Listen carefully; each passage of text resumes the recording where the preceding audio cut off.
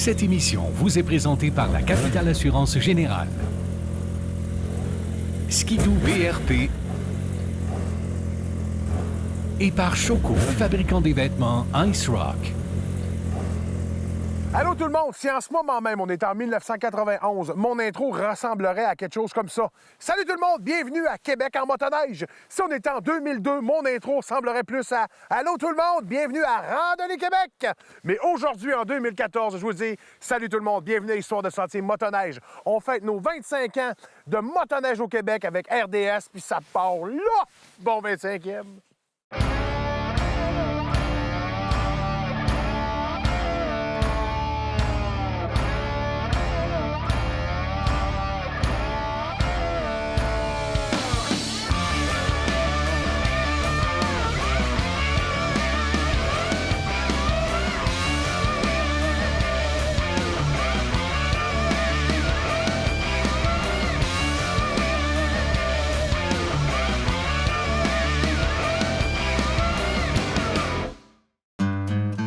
Ken, écoute, ça fait 25 ans que ça existe le show de motoneige. Merci de m'avoir prêté un manteau parce que j'avais froid. Puis je trouve ça cool parce qu'à l'époque, il y avait des collants, des stickers, c'était tout écrit, c'était cool. Il est beau, hein? Mais ça, Ça, c'est pas... C'est ça, avec le vieux logo d'RDS. Le vieux logo d'RDS. C'est pas nécessairement un manteau qui a... Ça, je te dirais que c'est les manteaux qu'on avait il y a à peu près 20 ans. 20 Dans ans. ces années-là, on en a eu deux modèles, un plus noir ici, et celui-là, c'était le plus récent des deux, avec le vert et le Pro Racing de l'époque, qui est encore là, le fameux manteau Pro Racing. Et celui-là, c'est un Pro Staff avec nos logos vraiment...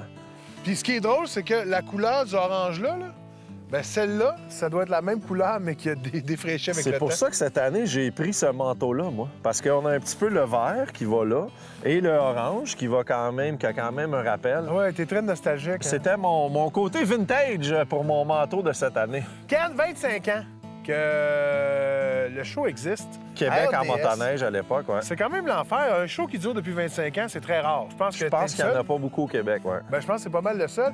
Comment ça a commencé, cette aventure-là? En fait, Ça, ça... je vais l'enlever parce que j'ai vraiment chaud. Il est là, t'as J'ai trop beaucoup chaud. trop chaud. Pendant ce temps-là, je vais t'expliquer, moi. Explique-moi, qu'est-ce que c'est? Comment ça a commencé? L'émission de motoneige a commencé à l'époque parce qu'il y a eu des passionnés de motoneige qui ont été voir René Lucas, qui est le président de Lucas Productions Vidéo. Okay. Et René, lui, il faisait déjà des émissions de chasse et pêche. Donc, ils ont été voir mon beau-père, qui était un producteur dans la région de Vaudreuil. Et c'était des gens, justement, du club de motoneige des Pins, qui était le club de Saint-Lazare à l'époque, ça s'appelait comme ça, qui est devenu Arfand des Neiges. Okay. Mais eux autres, ils ont été voir René. En fait, nous autres, on veut faire une émission de motoneige. Puis René, mon beau-père, il connaissait pas vraiment la motoneige, à part les plus vieux modèles de motoneige et tout ça. Donc, ils ont commencé là-dedans tranquillement. Ils ont fait des démarches à voir comment on fait pour faire une émission de motoneige. Puis, je sais pas si tu le sais, tu as remarqué un peu toute la technique que ça prend pour faire une émission de motoneige. Oh, oui, vraiment. Un peu partout au Québec et par des températures assez froides. Donc, ça a pas été... On parle d'une époque où les caméras n'étaient pas digitales. C'était des caméras avec des cassettes. En fait, même à cette époque-là, quand on a commencé, c'était la grosse caméra que tu avais sur ton épaule. La Betacam? Là, non, c'était des trois quarts et tu avais l'enregistreur qui était à part. Tu avais un gros fil entre les deux. Donc, tu avais à peu près 2 choses de 40 livres à transporter. Et non, c'est... c'est quelque chose pareil. Assez exceptionnel. Sur des motoneiges qui, rappelons à l'époque, n'étaient pas si... pas grosses, mais pas si... comment je peux dire ça? Il n'y avait pas de place. Mais ça, aujourd'hui, les ponts sont plus longs pour mettre des boîtes, mettre des affaires. C'est sûr que ça prenait les motoneiges 2 places. Et là, on monte quand même là, dans les années 91, 90, 91. Donc, motoneige, des fois, on a même eu des motoneiges 89. Là. Ken, écoute, en 91, on a commencé Québec en motoneige. Québec en motoneige, oui. Québec en motoneige. Et le nom original, si tu veux, de notre émission de motoneige. La première affaire, on s'est compliqué la vie en disant Québec, on fait de la motoneige, ça a du sens. Oui, c'est ça. On voit qu'il n'y avait pas d'équipe de Brainstorm comme Histoire de Sentier. Comme Histoire de Sentier. Comme on a trouvé Histoire de Sentier. Bien sûr, dans une couple d'années après, combien de temps après? Exactement, là, pas certain, mettons, un gros 10 ans plus tard, on a transformé ça à Randonnée Québec. Là, on avait Randonnée Québec motoneige, Randonnée Québec quad. Donc, OK, parce que j'imagine que beaucoup de partenaires se sont joints à l'émission pour justement que ça prenne mais plus c'est sûr d'expansion. qu'en partant, là, dans les années 90, l'idée folle de faire une série sur la motoneige au Québec, parce qu'il n'y en avait jamais eu, on est les précurseurs là-dessus dans les années 90. Et là, c'était ça, là. C'était d'aller voir les partenaires, d'aller voir les partenaires de l'époque, Bombardier, les fabricants de vêtements. On leur dit, nous, on va faire une série de motoneige. Je te dirais qu'à ce moment-là, la plupart devaient penser qu'on t'offrait pas un an. Ouais. Et on a quand même fait 25 ans de dur labeur. Dur labeur à bien faire les choses pour tout ça. C'est ça. Mais c'est surtout le sport de la motoneige qui a progressé aussi. T'sais, on a commencé avec des motoneiges dans les années 90 où, quand tu avais fait un 200 km, ça devait être beaucoup là, dans ta journée. Avec des suspensions, pas comme aujourd'hui. C'est ça. Là, aujourd'hui, on fait 200 km pour aller déjeuner, puis c'est juste une journée normale. Je pense que le sport au complet a progressé. On voit, quand on regarde nos vieilles images, on voit aussi que les motoneiges ont progressé, le coloris a changé, la texture, le vêtement, le style que le monde a aussi dans leur... on a eu un moment donné les habits One Piece, là. Je suis content de ne pas avoir vécu ça, moi, le une pièce, là. Avec un One Piece en disant « Bienvenue à soir de sentier! » Oh, j'ai déchiré mon One Piece. Je te dirais même que dans les premières années, là, on a même eu des manteaux en cuir. D'ailleurs, on l'avait pas dit qu'à 20 000 clics j'aime sur notre page Facebook, on se mettait en One Piece et on faisait une randonnée. Non. Ben, on vient de le dire! Si on a 20 000 j'aime cette année, on fait une randonnée, moi et toi, en One Piece. Ah ouais? En lycra. On va geler. On va être bien. Ken, ça fait 25 ans qu'on existe, Histoire de sentier, Randonnée Québec, Québec en motoneige. Cette année, on réserve quoi aux gens dans notre show qui va être malade? On a quand même une très bonne et très grosse saison. Évidemment, on est obligé de tourner un peu à la fin de l'année passée pour faire les choses de cette année. Premièrement, on a eu la chance d'être invité au Snow Shoot, qui est le dévoilement de toutes les motoneiges. Ça faisait quelques années qu'on n'avait pas eu la chance d'y aller. Et là, grâce à la capitale, ils nous ont envoyés là-bas pour aller voir les nouvelles motoneiges. Dans le fond, ces motoneiges-là, on les a vus, nous, au mois de mars l'année passée. Donc, on va avoir 5 gros reportages sur notre voyage au Montana. Ça va être assez exceptionnel. Et on a aussi la fameuse Odyssée motoneige qu'on a tournée l'année passée. On a eu beaucoup de plaisir. Beaucoup de plaisir. On a commencé ça à moins 55. Oui, j'avoue que les 2 premières journées, c'était plutôt froid. C'était quelque chose, hein? Mais on a eu du fun. On a fait un beau circuit. On vous révèle pas trop. Non. On a visité 2 régions puis une espèce de montagne plutôt connue dans le lac Saint-Jean. Participez au grand concours La Capitale et courez la chance d'être l'un des 2 grands gagnants d'une motoneige ou d'un quad. Visitez notre site web pour toutes les informations.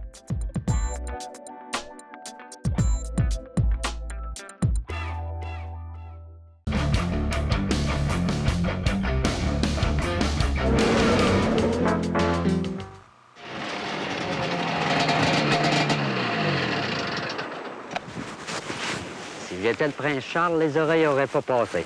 Mon nom est Robert Thibault, je vous souhaite la plus cordiale des bienvenue à cette première émission d'une série de 13 sur la motoneige. Comme son nom l'indique, nous allons traverser le Québec en motoneige en nous arrêtant dans de très beaux endroits, parfois accessibles seulement qu'en motoneige. Ken, parle-nous donc de la première émission qu'il y a eu à Québec en motoneige. Québec en motoneige. Dans le fond, là, on vous montre les images en même temps et bon, soyez pas stressés, là, votre téléviseur est pas cassé. Ça avait l'air de ça en 91. Il n'y a pas de HD, donc juste ici à côté, il y a des barres qui indiquent qu'on est en standard. En standard, là où l'époque où probablement les hommes avaient des moustaches, qu'à l'époque c'était un cache-cou. Ça passe à bien. Ça faisait pousser moustache. C'est ça.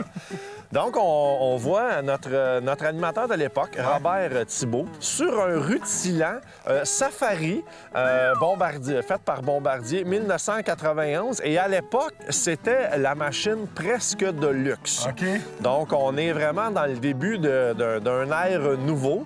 Et dans cette première épisode-là de Québec en motoneige, il y a 25 ans, on avait eu l'apparition de Mario Garo, qui était le président de la Fédération de motoneige.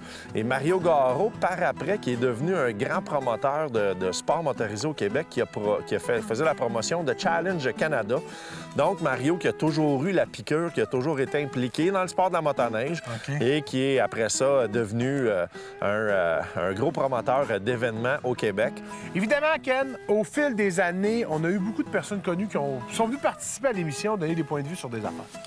Oui, c'est ça. On a eu, tout le monde se souvient de Guillaume le Métivierge. Ouais. J'ai eu la chance de faire de la motoneige avec Éric Lapointe. Donc, on a eu vraiment des gens... des artistes qui aiment ça. Des artistes qui aiment ça, comme toi un peu. Et là, dans la première saison, on a eu quand même une panoplie, et je vous sors ça. Monsieur Guy Lafleur. Wow! Guy Lafleur, qui était, semble-t-il, un motoneigiste à l'époque. Vers la fin de sa carrière, qui était venu nous montrer ses talents de motoneigiste. André Toto Gingras, qui était un grand chroniqueur au Journal de Montréal. Monsieur Michel Louvain, qui était venu pour notre première saison, à la 9e émission. Monsieur Michel Louvain. Et même dans la 11e émission de la première année, on a eu le grand comique, Monsieur I.A. Tremblay.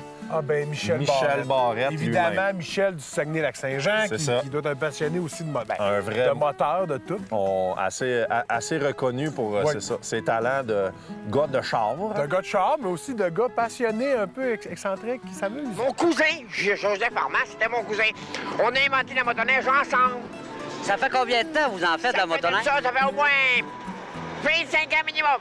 Tu sais, pour faire un show comme ça, Ken, ça prend des partenaires. Au fil des années, il y en a eu plein. Tu peux-tu nous dire un peu qui? Ah, bien, c'est sûr que depuis, si on recule, là, il y a 25 ans, évidemment, on avait les 4 fabricants de motoneige. Donc, à l'époque, toujours Bombardier, Yamaha, Polaris et Arctic 4, qui étaient les partenaires de l'époque. On a également Rémec, les fabricants de remorques, qui nous fournit nos remorques si gentiment. Bernard Cormier, qui était le président de Rémec à l'époque, qu'on voit il y a 25 ans, qui est venu nous jaser de ses bons produits. On a également Drospo, qui est la fameuse compagnie qui avait fait à l'époque les habits de motoneige en cuir, qui, le cuir était supposé être le tissu, le textile de l'avenir dans le motoneige. Il y en a encore des habits de motoneige en cuir. Je sais pas si les gens sont encore aussi satisfaits. Ça a l'air que le monde qui aime le cuir vont toujours aimer le cuir. Ouais? Le feeling n'est pas pareil, mais bon... Il y a des passionnés. Ouais, je sais pas. Et pour notre première émission aussi, on a eu un collaborateur qui est revenu souvent au cours des années, qui est M. Gilles Maheu de Marina Pointe-Calumet, qui est une marina, évidemment, sur le bord de l'eau, mais qui était aussi un très gros concessionnaire de motoneige à l'époque. Et ça a été un chroniqueur qui est revenu au fil des années. Et évidemment, à la première saison de Québec en motoneige, nos amis de chez Kimpex étaient là et nous présentaient comme ça des produits qui vont améliorer nos randonnées de motoneige. Donc, Kimpex qui est avec nous, qui est partenaire avec nous depuis 25 ans et sûrement pour peut-être un autre 25 ans. Donc, somme toute, des bons partenaires qui sont avec nous depuis très longtemps. Ça montre qu'on a du fun, tout le monde ensemble. À chaque saison, on aime beaucoup vous nous envoyer vos photos. Là, on commence la saison motoneige et je suis très content. Facebook, c'est la place où vous pouvez nous rejoindre en tout temps. Vous pouvez nous envoyer vos photos de vos aventures, de tout ce que vous avez envie de nous envoyer sur la motoneige. Cette semaine, on vous montre une photo de Gabriel Farcy qui, lui, aime beaucoup s'amuser dans la neige. Puis, quand même, hein, il n'y a pas la machine de neige qu'il faut, mais on sent qu'il y a bien du fun.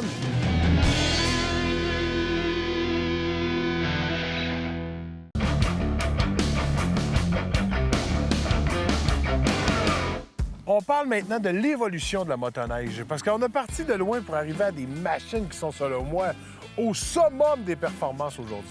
C'est surprenant de voir à quel point, à chaque année, on se dit « ça peut pas être meilleur, ça peut pas... » Puis il y a un manufacturier qui nous présente quelque chose pour nous impressionner encore plus. Mais imagine-toi, là, c'est sûr que nous, il y a 25 ans, on était un petit peu plus jeunes. Là. On était pré-ados, disons-le.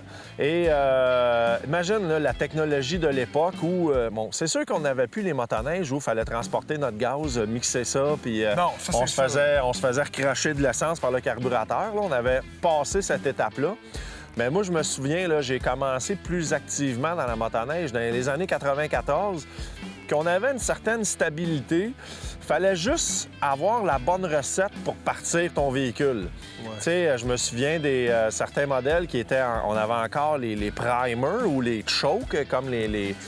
Là, tu avais 3 coups de choke, 2 coups de crank, après ça, 2 coups de choke, gaz au fond, start.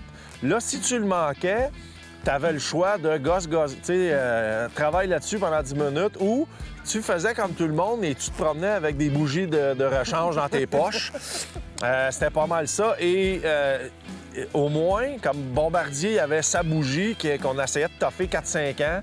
Fait que si tu avais des BR9ES dans tes poches, bien, tu pouvais dépanner à peu près tout le monde. Ouais. Et c'était le fun d'arriver au dîner avec tes bougies qui étaient naillées. Puis là, on disait, hey, il m'a fait sécher mes bougies. Fait qu'on sortait nos bougies et on étalait ça proche du calorifère et un peu partout. On se promenait avec l'alcool. C'est pour ça que les gens faisaient des randonnées pas si longues, parce que c'était un peu chiant, on va se le dire. Bien, c'était différent. Tu sais, puis on s'entend que les motoneiges étaient vraiment pas confortables comme qu'est-ce qu'on a en arrière de nous, là.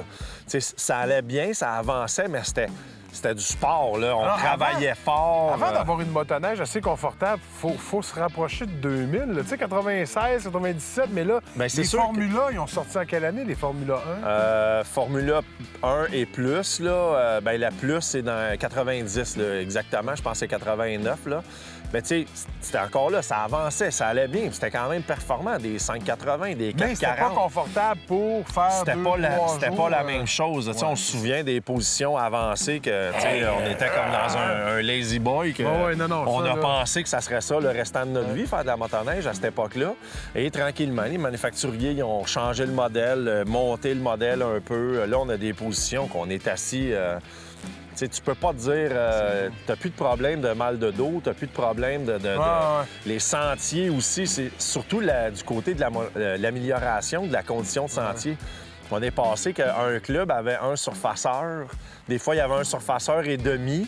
Et c'était des bénévoles. C'était des bénévoles qui partaient, puis pendant leur off de la fin de semaine, ils allaient surfacer. Tu savais que le club d'à côté, c'était Raymond qui faisait le surfaçage. Puis Raymond, il travaillait de 4 à minuit. On commençait avec des bénévoles qui passaient le surfaçage. Puis l'essence de la motoneige, c'est encore ça. Oui. C'est ça que je trouve magnifique, c'est que c'est encore l'essence du bénévole qui travaille fort, qui aime ça et qui s'arrange pour nous donner des conditions de sentier de plus en plus belles pour que les adeptes de motoneige, comme nous, on puisse en profiter, on puisse partir en vacances 3, 4, 5 jours en motoneige et rouler sur un tapis, presque tout. Oui, parce que c'est ça qui est important. Puis c'est drôle à quel point on parle beaucoup des partenaires qu'on a eus au courant des années, mais je pense que les plus grands partenaires, c'est les bénévoles qui travaillent à longueur d'année pour nous permettre d'avoir des sentiers extraordinaires puis vraiment s'amuser. Des bénévoles qui sont là aussi depuis 25 ans, qui ont commencé en aidant peut-être leur père à démarrer le club de motoneige, qui sont encore là, sont encore impliqués, puis un sport de vrais passionnés. De vrais passionnés. Depuis 1993, Daniel Audy est un bénévole très actif, qui n'hésite pas à se donner pleinement pour mener à bien ses projets, de même que ceux des autres membres du conseil d'administration. Il existe peu de bénévoles de son calibre. Le club motoneigiste Rouyn-Noranda est donc heureux de pouvoir compter sur lui. Bravo!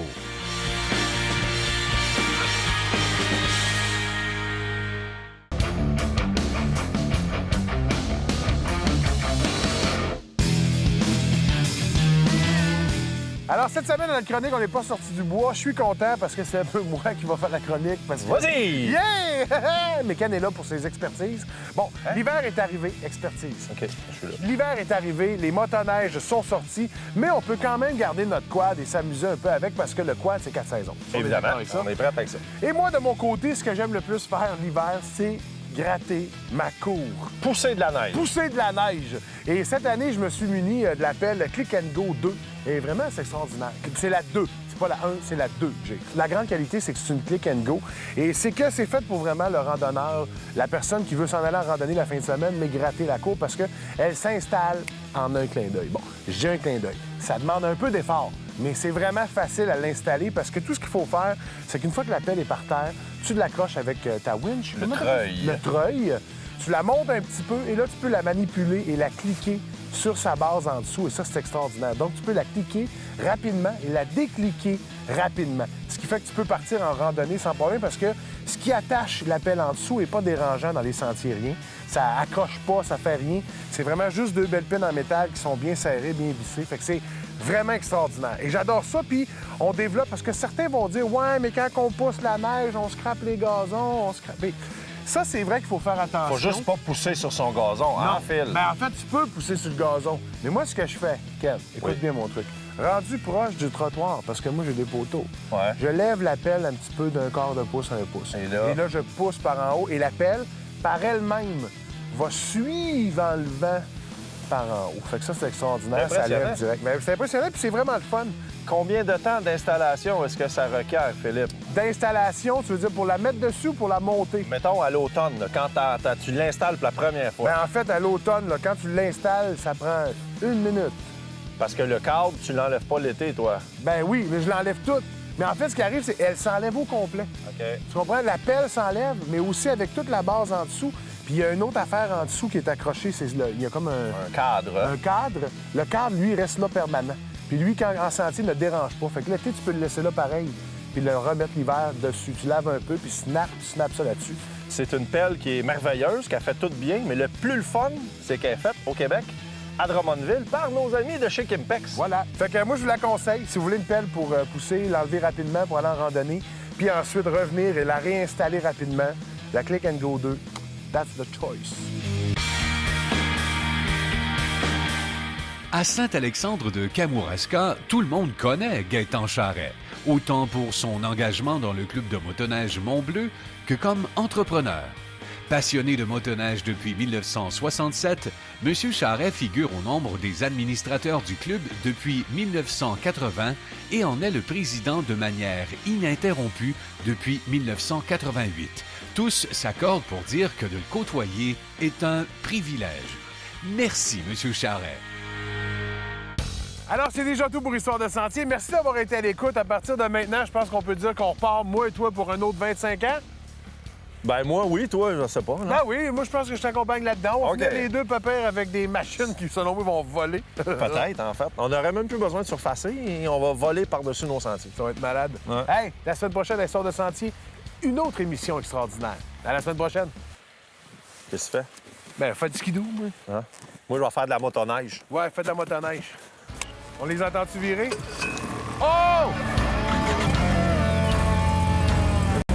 Cette émission vous a été présentée par la Capitale Assurance Générale, Yamaha